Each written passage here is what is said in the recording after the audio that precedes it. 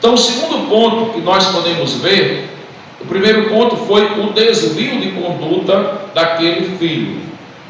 Depois nós vamos ver as consequências daquele desvio de conduta. A partir do versículo 13, ele diz assim: passados não muitos dias, o filho mais moço, juntando tudo o que era seu, partiu para uma terra distante e lá dissipou todos os seus bens, vivendo dissolutamente. Extraviar os bens é a primeira consequência, mas vai vir aí. Depois de ter consumido tudo, sobreveio àquele país uma grande fome e ele começou a passar necessidade. Você olha agora, um rapaz que era filho de um grande fazendeiro, um grande latifundiário, alguém que hoje no censo eles chamam de indústria rural, né? A fazenda que produz, ela é chamada no censo hoje, o IBGE chama de indústria rural, a empresa rural, um produtor da área rural, seja aquele produtor, aquela pessoa que tem uma empresa rural, um sítiozinho, uma fazenda, onde ele produz, pode ser leite, pode ser carne, pode ser frutas, pode ser verduras, mas ele é um produtor que produz alguma coisa, onde ele gera renda na sua terra, e dali ele paga patrão, ele paga funcionários, ele é patrão, ele emprega alguém, ele emprega famílias ali, gera renda para aquelas famílias, com o salário que ele paga, gera renda para a sociedade, porque ele produz algum tipo de mercadoria, né, sejam cereais, sejam frutas, sejam verduras, carnes, qualquer outra coisa, e gera renda para ele, porque ali é uma empresa dele. Esse jovem era um jovem que nós podemos dizer que era um jovem muito bem de vida. Ele não precisava se preocupar com a vida financeira, mas agora aquele jovem estava passando necessidade. Coisa essa que nem os funcionários do seu pai passavam, porque ele era um bom patrão, né? Eles ganhavam o suficiente para ter uma vida digna com o seu trabalho ali. E aquele jovem começa a passar fome. Versículo 15, então ele foi e se agregou a um cidadão daquela terra, e este o mandou para os seus campos a guardar porcos. Ali desejava ele fartar-se das alfarrobas que os porcos comiam, mas ninguém lhe dava nada. O que acontece? Ele foi enfrentar a dura realidade de um filho que sai da casa do pai.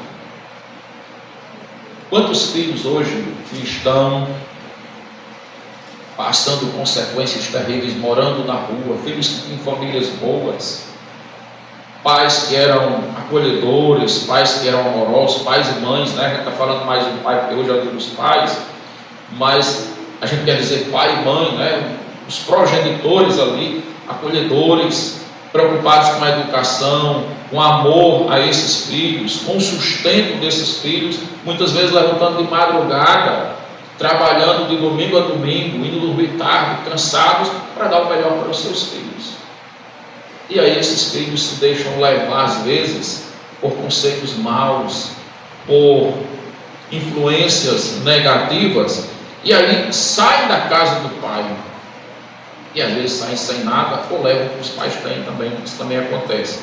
E lá no mundo eles vão enfrentar as duras consequências, a realidade de um mundo de pecado, um mundo sem Deus, um mundo cruel, e aí muitos deles conseguem fazer o que o jovem vai fazer mais na frente, que é perceber o seu erro, mas muitos não conseguem perceber. E outros, às vezes, quando vão conseguir perceber, já é tarde demais, não conseguem mais se levantar. Então, o conselho que a gente tem para os filhos nessa palavra é: ouçam seus pais. A Bíblia lá em Provérbios, no capítulo 1, acho que a partir do versículo 2, diz: filho meu, não despreze o ensinamento de seu pai e receba a instrução da sua mãe. Se existe alguém que tem o melhor conselho para o filho e para a filha hoje, e em qualquer época, é o seu pai e a sua mãe. Porque ninguém nesse mundo, depois de Deus, quer mais o seu bem do que seu pai e sua mãe. Você pode ter até um amigo bom, uma amiga boa, uma pessoa que diz: fulano quer o meu bem, mas seu pai quer muito mais, sua mãe quer muito mais. Às vezes até aquele amigo parece que quer, mas às vezes não quer de verdade. Mas o pai e a mãe sempre querem de verdade. Então, o pai e a mãe são os instrutores, os professores naturais que Deus constituiu para ensinar os filhos.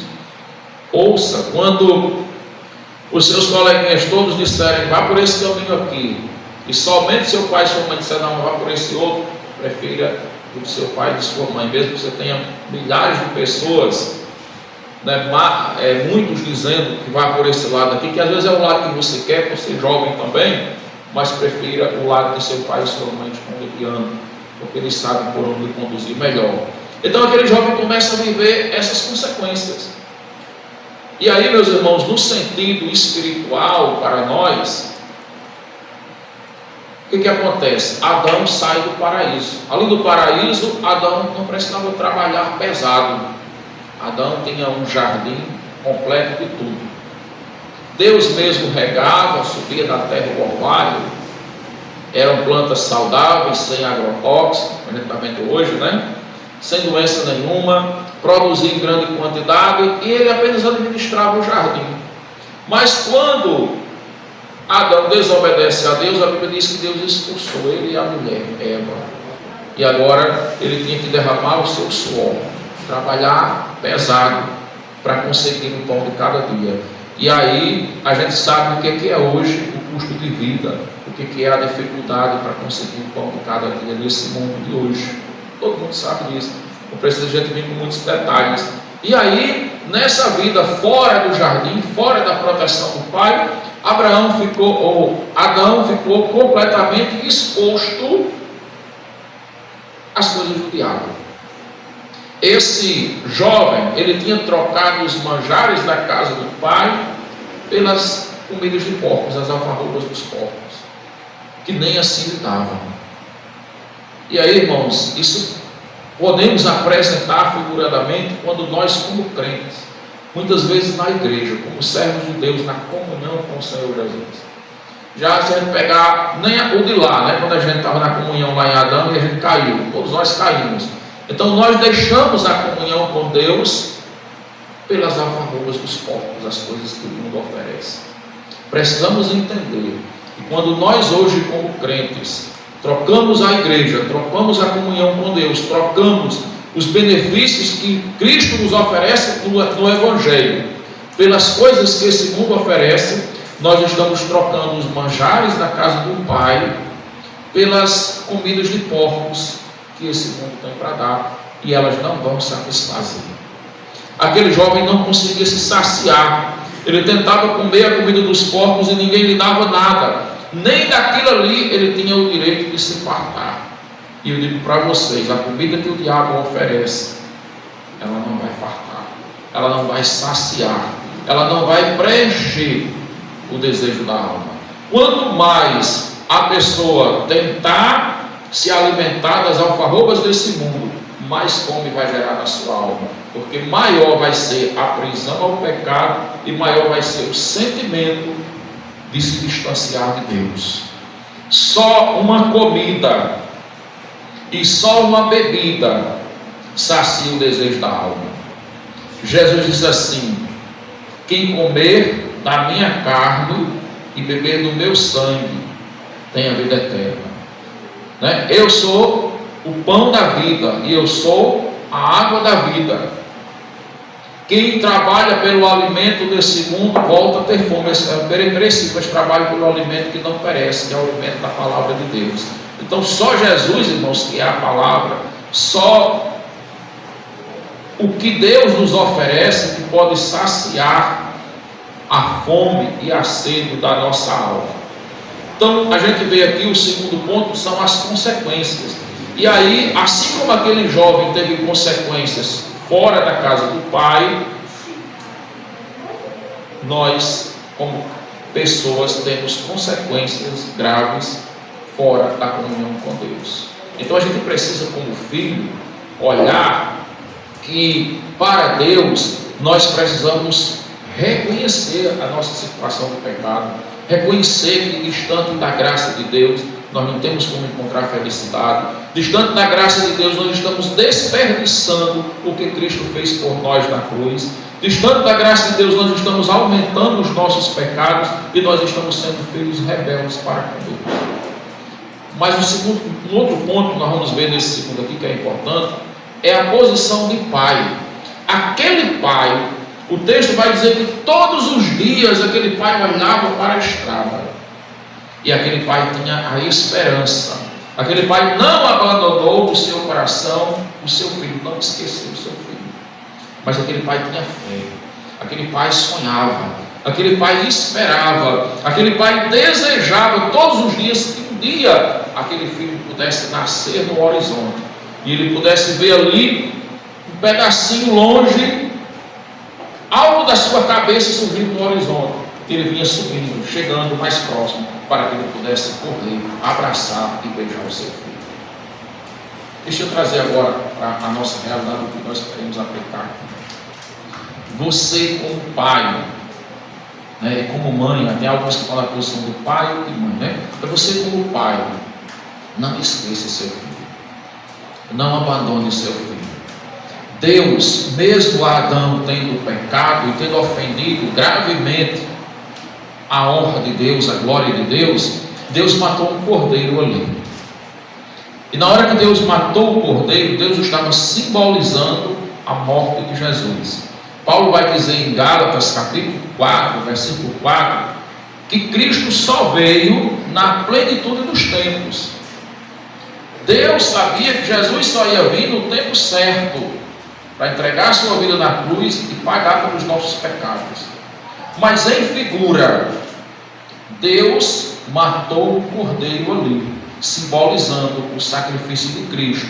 E com aquele cordeiro que Deus matou, Deus sacrificou ali no Éden, Ele perdoou o pecado de Adão, e Ele vestiu a Adão com a sua pele, a pele do cordeiro, representando o conserto na graça de Deus, de um homem que no pecado está nu diante de Deus, na linguagem do profeta Isaías, mas quando ele é beneficiado pelo conserto da graça, ele foi revestido, recriado em Cristo Jesus, como na linguagem de Paulo, no capítulo 2 de Efésios, diz que nós fomos vivificados ou ressuscitados em Cristo Jesus. E aí, irmãos, como pecadores, Deus espera de nós. Ele é aquele pai que do trono, ele olha para você, olha para mim. Não importa a sarjeta que você esteja, não importa a intensidade do seu erro, do seu pecado, a intensidade desse desvio de conduta e nem mesmo das consequências que você possa estar vivendo agora. Se você é talvez aquela pessoa que os seus amigos não olham mais para você, como aconteceu com aquele jovem, que aqueles amigos da festa, da farra, enquanto tinham dinheiro, estavam com ele ali, bebiam, iam para as festas, tinham todos os prazeres do mundo, mas na hora que aquele homem acabou com o seu dinheiro, não se fala mais em amigos, ele estava só. E eu pergunto para vocês, deixou de ser assim? Não continua, é diferente hoje? Será que quando você tem o dinheiro para gastar numa mesa de cerveja, numa mesa de um bar, numa festa, você não tem amigos? Será que é fácil juntar pessoas? Se você disser assim, olha, vem aqui, eu vou pagar para todo mundo beber, será que você não junta 10, 15, 20 pessoas ou até mais, se você tiver condições de pagar muito? Agora eu pergunto, quando você está doente, quando você tem um problema grave, quem é que aparece para lhe visitar, para dizer eu sou seu amigo, para dizer conte comigo? Ninguém. Aí você começa a lembrar de quem? Não, pedir oração, vamos buscar em Deus. Mas a gente tem que lembrar de Deus quando a nossa vida está bem. Porque quando a nossa vida está bem, porque Ele está abençoando, e a gente tem que lembrar dele para agradecer. E quando a nossa vida está mal, a gente tem que lembrar dele para pedir misericórdia, porque Ele está olhando para a gente quando a nossa vida está mal, e Ele está dizendo, sou eu que estou aqui, sou eu que sou o socorro, sou eu que sou o amparo, sou eu que sou aquele amigo de todas as horas para você orar de dia e de noite, e eu estar com você para me socorrer. É Deus, irmãos. Então aquele jovem, ele, diante dessas consequências, vamos passar para o terceiro momento da nossa mensagem, que é o período de reflexão seguido da consciência. aquele jovem, ele começa a refletir, né? Que está no versículo de número 17, diz assim, quando ele se viu ali, no versículo 16, diz assim, ali desejava ele fartar-se das alfarrobas que os porcos comiam, mas ninguém lhe dava nada. Aí o versículo 17 começa, o período de reflexão seguinte da consciência. Ele começou a refletir, ele começou a perceber o tipo de vida que ele tinha antes na casa do seu pai e o tipo de vida que ele estava vivendo agora. Ele começou a tomar consciência do erro que ele fez. E aí nós, como pais, também devemos aproveitar as oportunidades dos erros dos nossos filhos, porque isso faz parte da educação, e levarmos eles a refletir. Levarmos eles a perceber e a entenderem se aquelas atitudes erradas que eles tomaram, quando muitas vezes você tinha dado um conselho antes, dizendo, meu filho, não faça isso. Mas o amiguinho disse, faça. Ou o amiguinho não disse, ele mesmo disse, eu quero fazer, e ele fez e se deu mal. Então chega a hora da gente vir com uma nova fase da educação e perguntar, essa consequência que você está sofrendo agora foi o melhor para você? Foi isso que eu tinha dito a você que fizesse? E ele vai lembrar que não. Então, não foi isso que o pai construiu para aquele filho. Não foi isso que ele tinha vivido na casa do pai. Então ele começa a perceber que ele estava andando por um caminho errado. Que ele estava andando por um caminho diferente do que o irmão dele estava andando lá na casa do pai, do que o pai dele criou ele para viver. Então ele disse assim, então versículo 17, caindo em si, disse, quantos trabalhadores do meu pai têm pão com fartura, e eu aqui morro de fome? Olha aí, o seu pai, ele era um pai bom, e ele era um bom patrão. Os seus funcionários tinham pão com fartura. Eram funcionários, eram empregados, trabalhadores. Ele estava vivendo aqui uma vida onde ele estava morrendo de fome. E a fome era tão grande que ele não tinha a dignidade, ele estava sendo tratado menor do que porcos. Porque os porcos comiam a comida de porcos, era própria deles, e se fartavam. E ele queria comer a comida dos porcos, e nem assim era permitido que ele comesse. Então ele estava vivendo uma condição de vida menor do que porcos.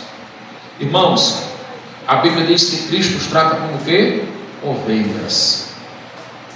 Né? Nós somos ovelhas do rebanho, do pastoreio de Cristo. Mas quando nós vamos viver a vida do mundo, o diabo faz da gente porcos. Menor do que porcos. Pior do que porcos. Ele suja a nossa vida. E você sabe que tem um texto na Bíblia que Pedro vai dizer assim, aquele que conheceu o Evangelho e voltou ao pecado, é como o porco que foi lavado e voltou a tomar banho no lamaçal. O próprio Pedro, a própria Bíblia vai comparar essa vida do mundo com a vida dos porcos, a sujeira dos porcos.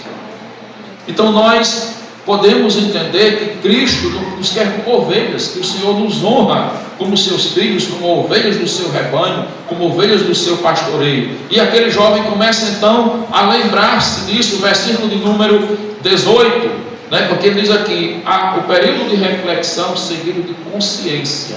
A gente tem que levar os nossos filhos a refletirem sobre esse mundo. Quando você vê uma notícia lá, de um jovem, que aconteceu um acidente, por isso, por aquilo, que aconteceu determinada coisa, chame o seu filho, pega aquela notícia, trabalhe aquela notícia de uma forma educativa para ele. Porque o mundo vai trabalhar, ele vai saber daquela notícia, mas muitas vezes quem vai trabalhar aquela notícia, vai trabalhar de forma errada. Aproveite aquela notícia para trazer uma informação no sentido de refletir com o seu filho. Perguntar a ele, por que você acha que esse jovem passou por isso? Por que você acha que aconteceu isso na vida dele? Né? Talvez pergunte, se esse jovem vivesse na igreja, se esse jovem vivesse servindo a Deus, ele estaria passando por isso? Hoje, irmãos, infelizmente, eu fico triste, porque às vezes eu vejo alguns pais cristãos sem sabedoria nenhuma. Eles estão criando um contexto de mundo para seus próprios filhos.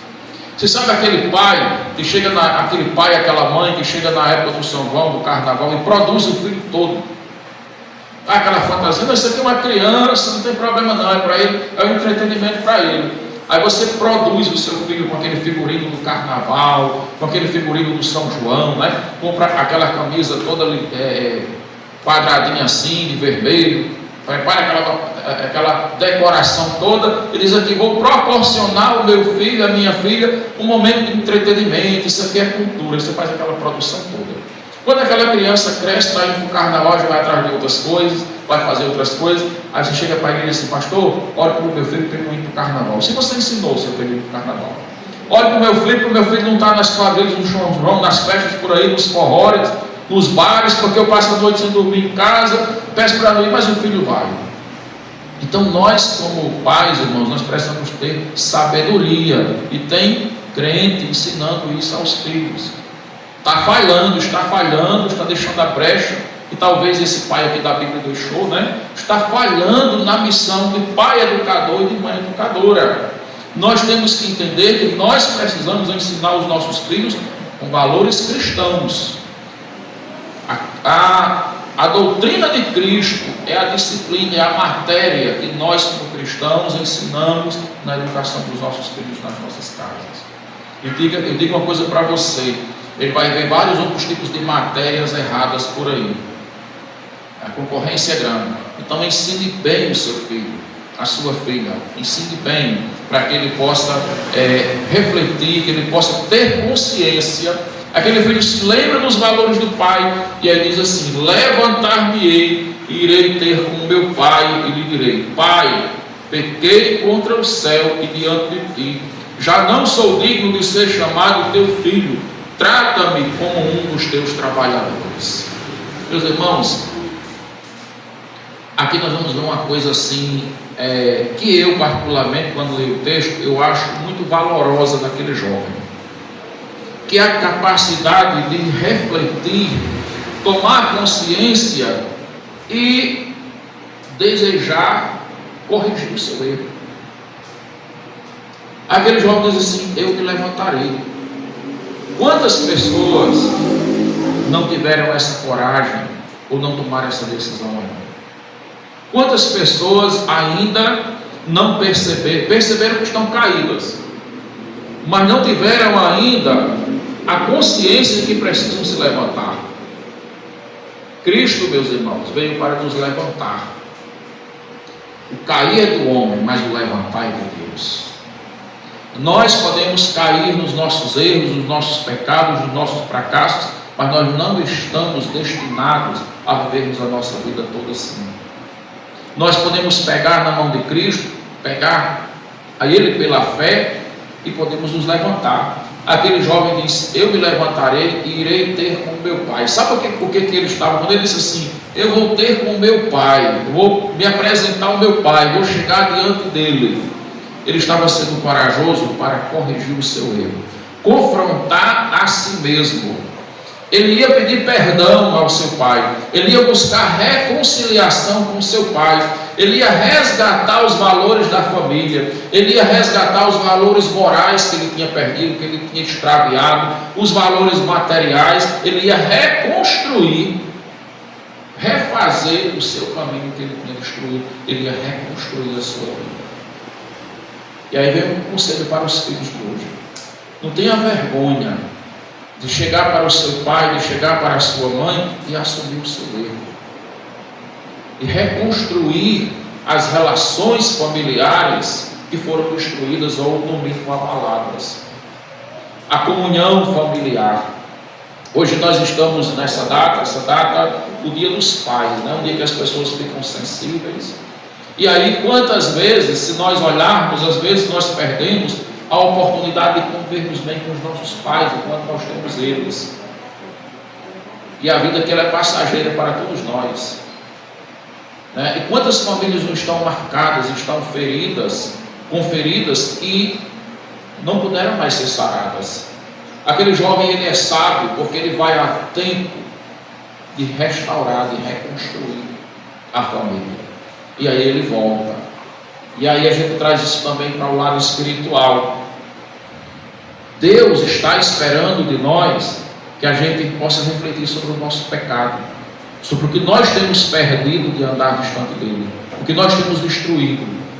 E a coisa mais honrosa que o pecador faz é quando ele percebe o seu erro, quando ele toma consciência e ele diz assim: eu vou me levantar, e eu vou comparecer diante de Deus, e vou pedir perdão a Deus, reconhecendo que pequei e quero uma reconciliação.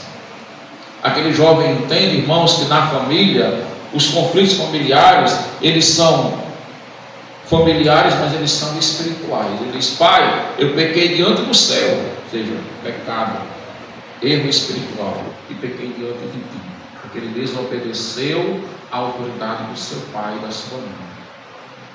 Então fica essa reflexão para os filhos que estão aqui hoje: reconstruir os valores espirituais, reconstruir os valores familiares.